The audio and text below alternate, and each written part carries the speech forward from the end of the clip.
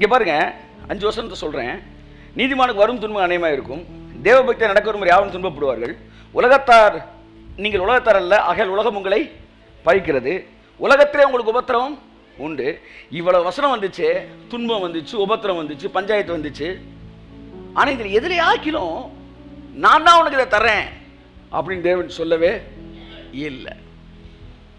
அதுக்கப்புறம் யார் அதை தர்றாருன்றதையும் சொல்லியிருக்காரு. யாக்கோபு தெளிவாக சொல்றான், சோதிக்கப்படுகிற எவனும் தேவனால் சோதிக்கப்படுகிறேன் என்று சொல்லாதிருப்பானாக. எங்க அடிக்கிறான்? வாயில் அடிக்கிறான். அவன் தன் தன் சுய இச்சையினால் இழுக்கப்பட்டு சிக்கப்பட்டு பின்பு சோதிக்கப்படுகிறான். இப்போ என்ன சொல்ல வரேன்னா, பிரச்சனை ஒன்னால வருது, பிரச்சனை பிசாசுனால வருது.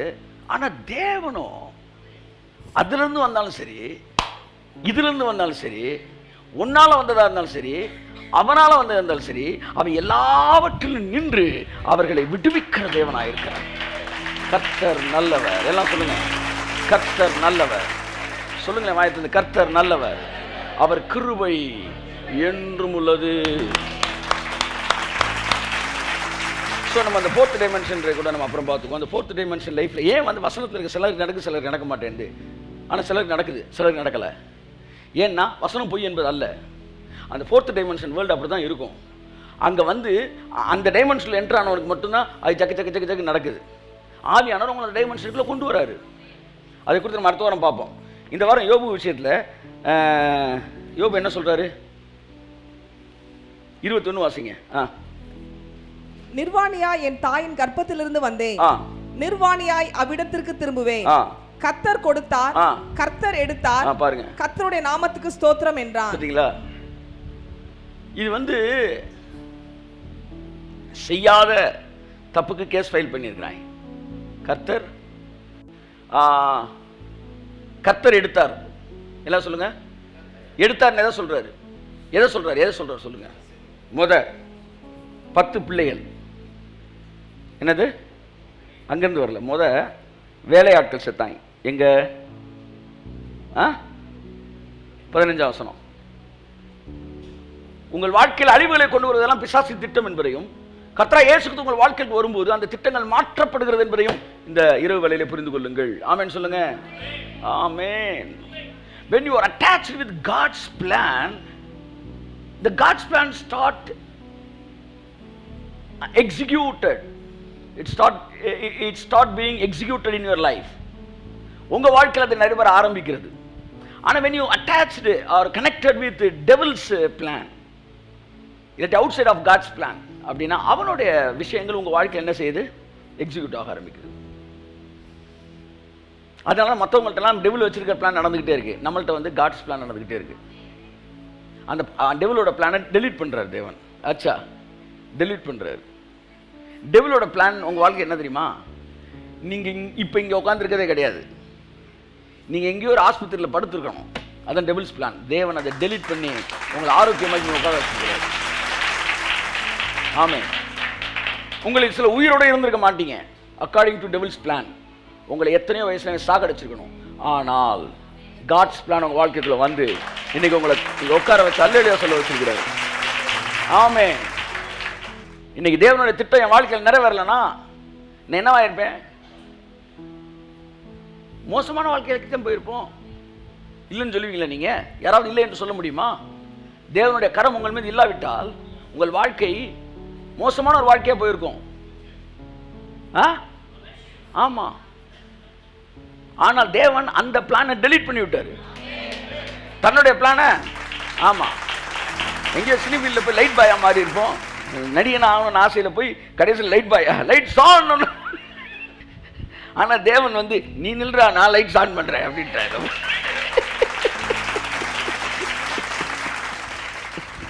என் அன்புக்குரியவர்களே, தேவனுடைய பிளான் உங்க லைஃப்ல அவர் திட்டம் நிறைவேறிட்டு இருக்கு. எங்கேயோ செத்து சுண்ணாம்பாகி நீ செத்த இடத்துல புல்லு முளைச்சிருந்திருக்கும். ஆனால் தேவன் இரக்கத்திலே ஈஸ்வரமுள்ளவராய் உங்கள் வாழ்க்கையில இந்த இடத்துக்கு கொண்டு வந்தவர். இனிமேலும் உங்களோட வாழ்க்கையில இதை விட மேன்மையான மகிமையான திட்டங்களை உங்கள் வாழ்க்கையில் நிறைவேற்றி உங்களை உட்கார வைக்க வேண்டிய சிங்காசனத்தில் உங்களை உட்கார வைத்து ஆமென், ஆமென். சகலத்தை உங்கள் கால்களுக்கு கீழ்ப்படுத்துவார். அதுதான் உங்க வாழ்க்கையில் நடந்துகிட்டு இருக்கு. ஒரே நாள் நடக்கல, ஒரே நாள் நடக்கல, ஒரே நாள் நடக்கல. ஏன் நடத்தி முடிச்சுட்டு வேற எங்கேயும் போக போறீங்களா? ஏன்டா பதற? நடக்கும், எல்லாம் நடக்கும் வாழ்க்கையில். ஒன்றும் நடக்காம போகாது. அது வரைக்கும் உசுர் இருக்கு, உடம்பு இருக்கு, உடம்புல எல்லாம் இருக்கு, ஆசீர்வாதம் இருக்கு, ஐஸ்வர்யம் இருக்குல்ல, எல்லாம் பாதுகாப்பு இருக்குல்ல, அமைதியா போயிட்டு இருக்கு. அடுத்தடுத்த இடத்துக்கு தேவன் உங்களை அழைத்து செல்வார். கர்த்தர் எடுத்தார் என்று யோபு சொன்னான்.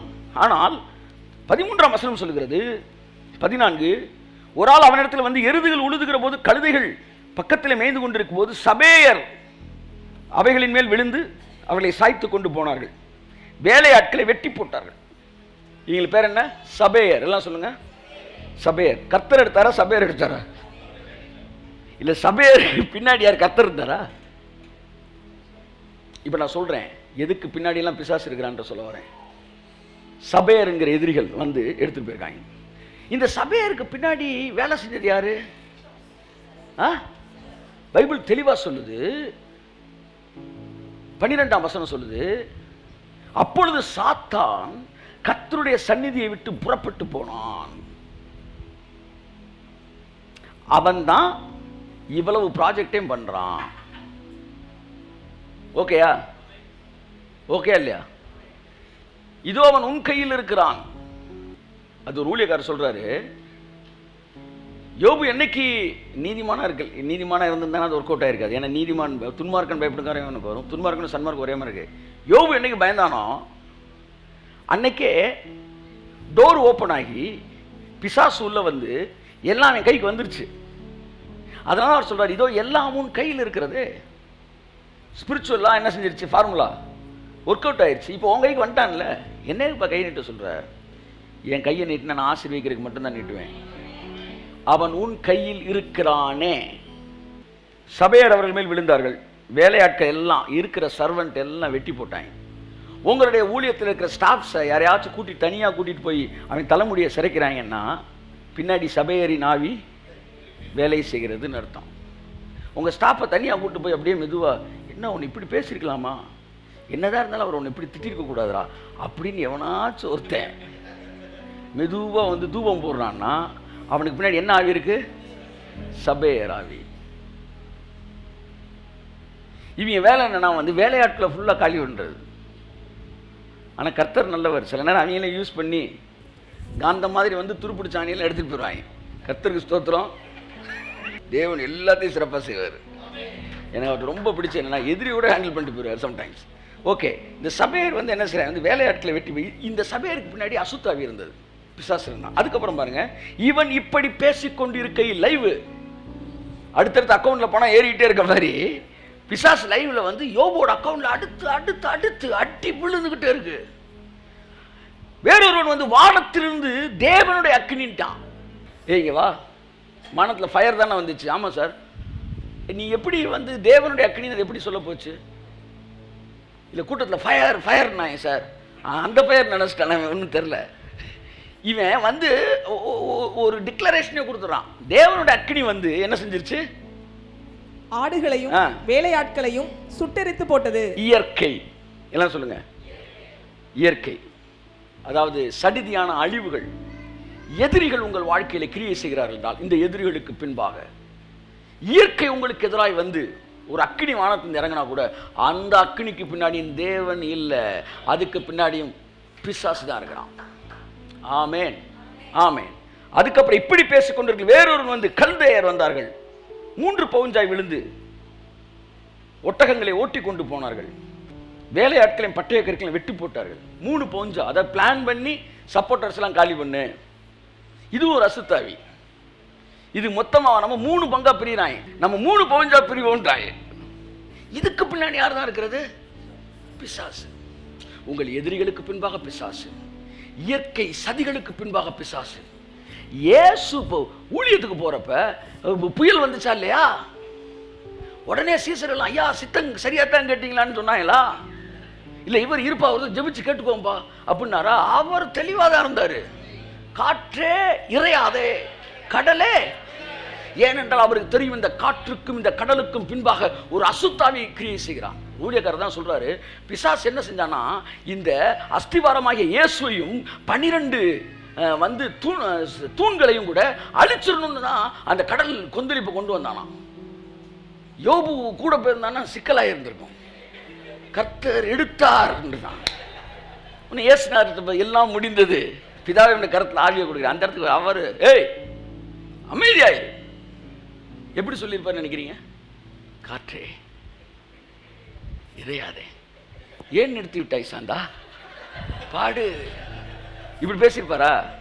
ஏய் அச்சா அமைதியா சைலன்ஸ். இயேசு அந்த அந்த அத்தாரிட்டிலாம் பேசியிருப்பார். காற்றே சே, பின்னாடி இருக்கிற ஆளை கண்டுபிடிச்சாரியா, பின்னாடி இருக்க ஆளை கண்டுபிடி, பின்னாடி இருக்க ஆளை கண்டுபிடி, உன் வாழ்க்கையில வியாதிக்கு பின்னாடி இருக்கிற ஆளை கண்டுபிடி, இயேசுவின் நாமத்தினால எட்ரா உங்க எதிர்த்து நில், அப்பொழுது பிசாசு உங்களை விட்டு ஓடி கைய. ஆமே ஆமே. ஏற்கனவே சொன்னது போல வசனங்களை எல்லாம் மறைத்து தவறான சொந்த காரியங்களை உபதேசமாய் பேசுவது. நீங்கள் விசேஷமானவர்கள் ஆகையால் உங்களுக்கு விசேஷமான வியாதியை கொடுத்தார். நோ, ஏற்கனவே சொன்னேன் நான், கோசேன் தேசத்தை விசேஷப்படுத்தினார். விசேஷப்படுத்தினால என்ன செஞ்சார்? அங்க இருக்கிற கையகளை முடக்கினாரா? எல்லாத்துக்கும் வியாதி வந்துச்சான், வாதம் வந்துச்சான். அவர் எந்த தம் பிள்ளைகள் இருந்த அந்த அந்த ஊரை விசேஷப்படுத்துவதை எப்படி காமிச்சாருன்னா, அந்த ஊருக்குள்ள மட்டும் வியாதியே வரல.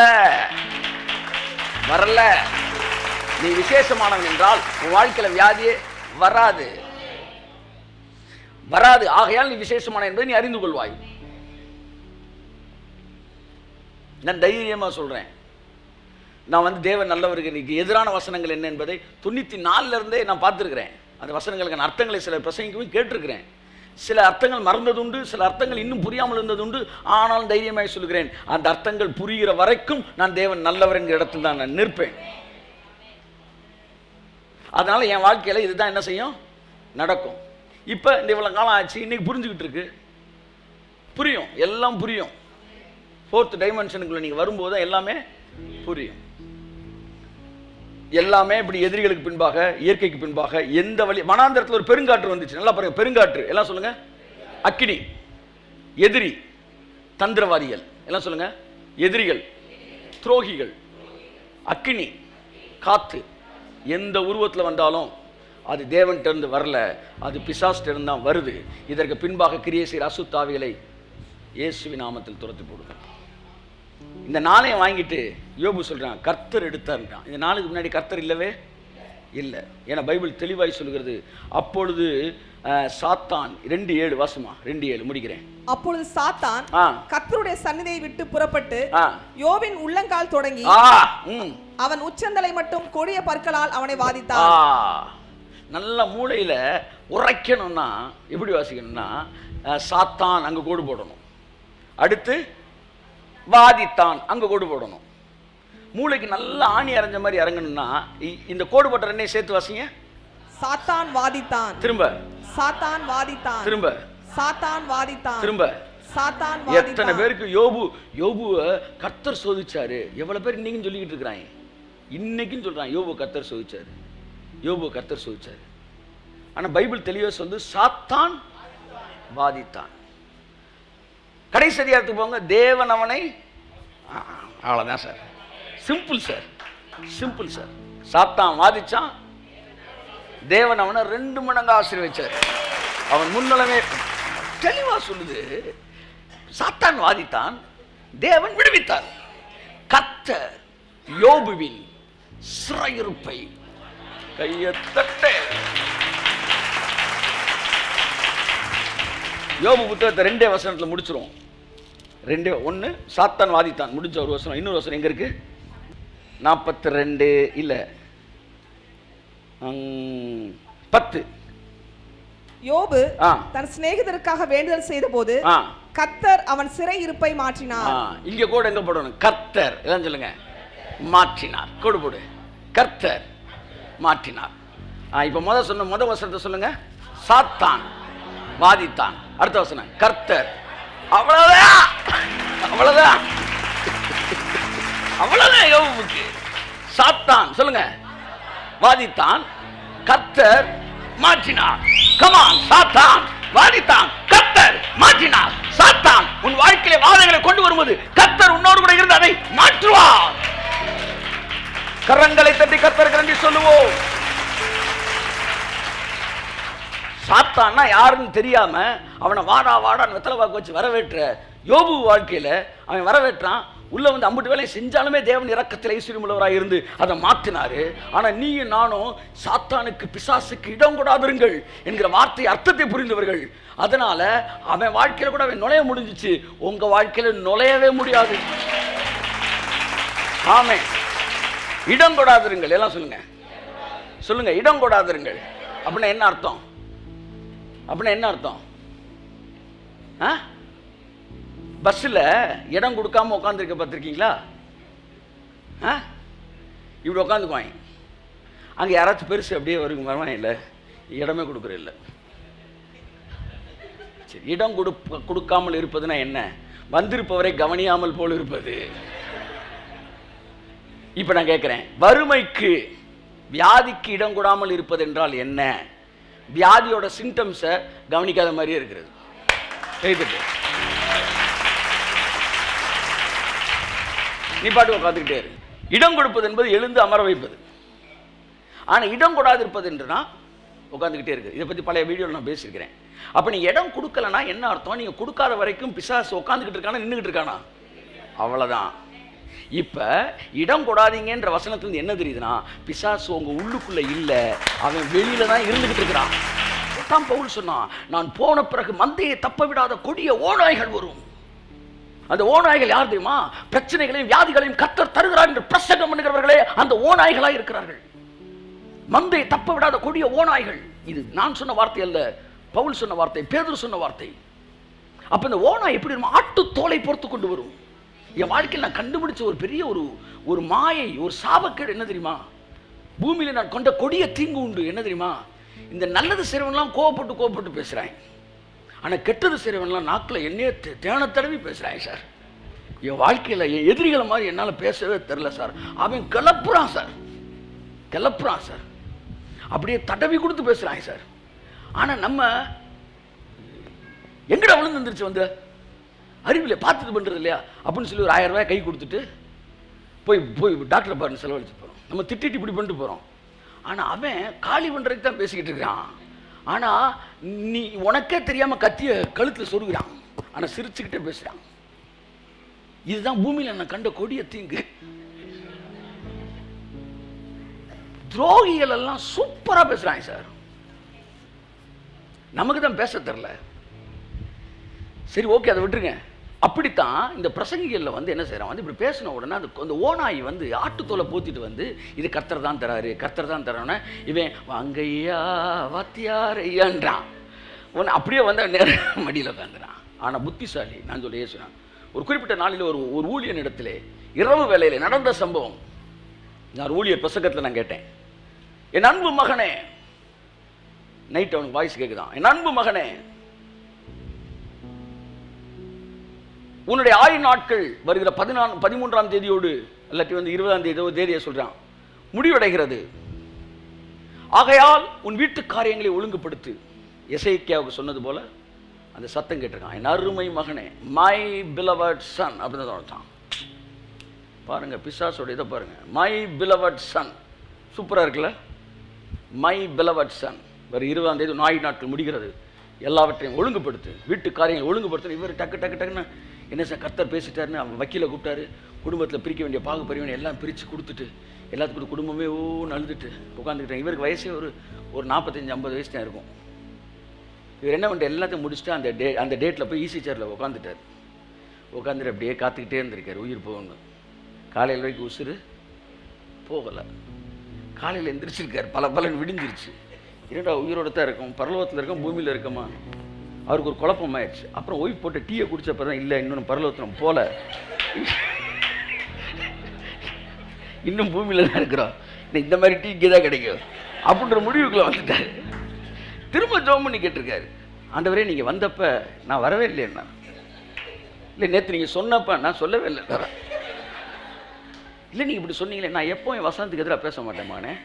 இல்லை நீங்கள் இந்த வாரம் செத்து போயிடுவேன்னு சொன்னீங்க. உன் ஆயுசு நாட்கள் 70 வருஷம், பலத்தின் மிகுதியினால் 80 வருஷம். அந்த காலத்தில் அந்த ரெவலேஷன் 80 வருஷம் சொல்லியிருக்க. 40 வயசில் எவனே நான் எடுத்துக்கவே நிறைய பேர் சொல்லியிருக்கிறேன். 39 வயசில் செத்து போயிடுவேன், 28 வயசில் செத்து போயிடுவேன். இதெல்லாம் பிசாசோட போதனை. அது வந்து நம்மளை வந்து இப்படி பண்ணிடுவோம். இல்லை இல்லை இல்லை இல்லை, நீங்கள் நல்லா இருப்பீங்க. ஆமாம், ஆயுசு நாட்கள் 70 80 கிடையாது.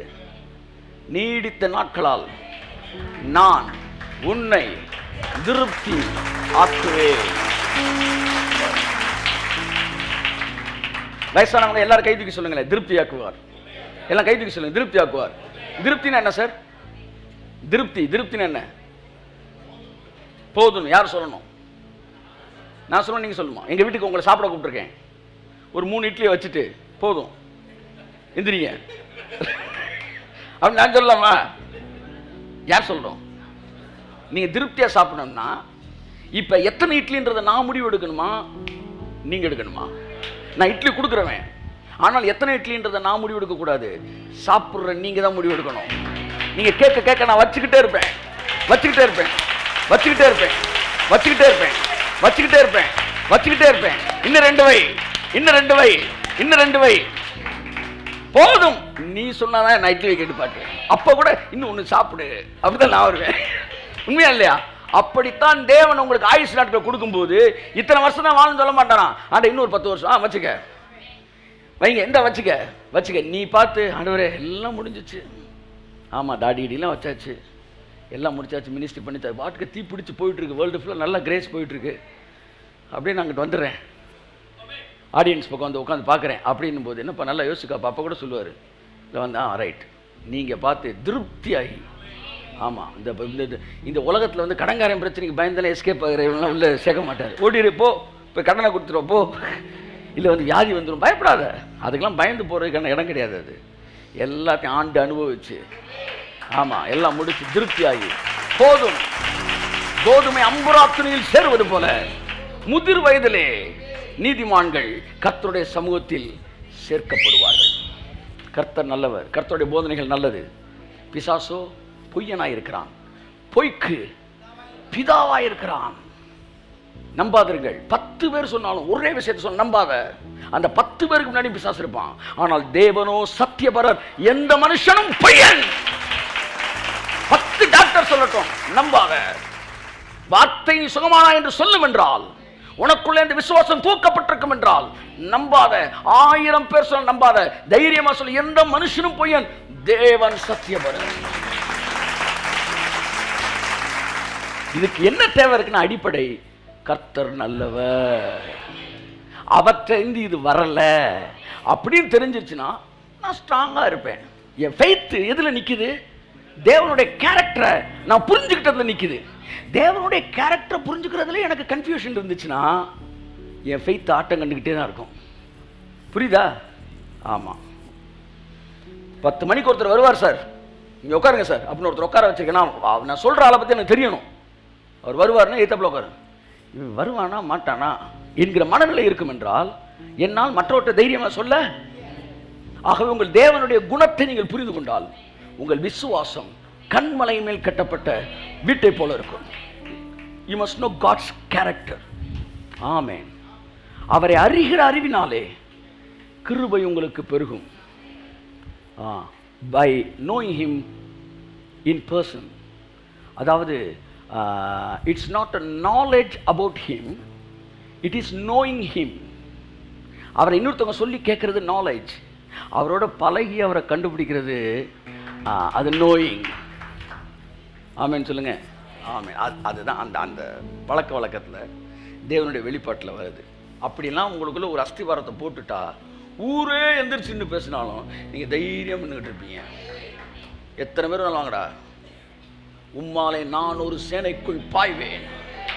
இப்படி ஒருத்தன் சொல்கிறான்னா, எனக்கு எதிராக ஒரு பாளையம் இறங்கினாலும் என்மேல் ஒரு யுத்தம் வந்த, நல்லா கவனிங்க, இதெல்லாம் சும்மா வந்து வந்து டயலாக் கிடையாது, சினிமா டயலாக் கிடையாது.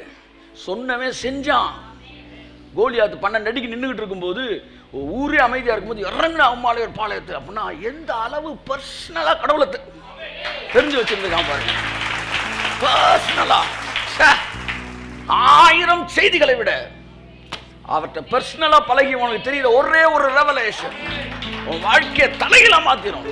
Start walk with God. தேவனோடு வந்து பழகுவதற்கு துவங்குங்கள்.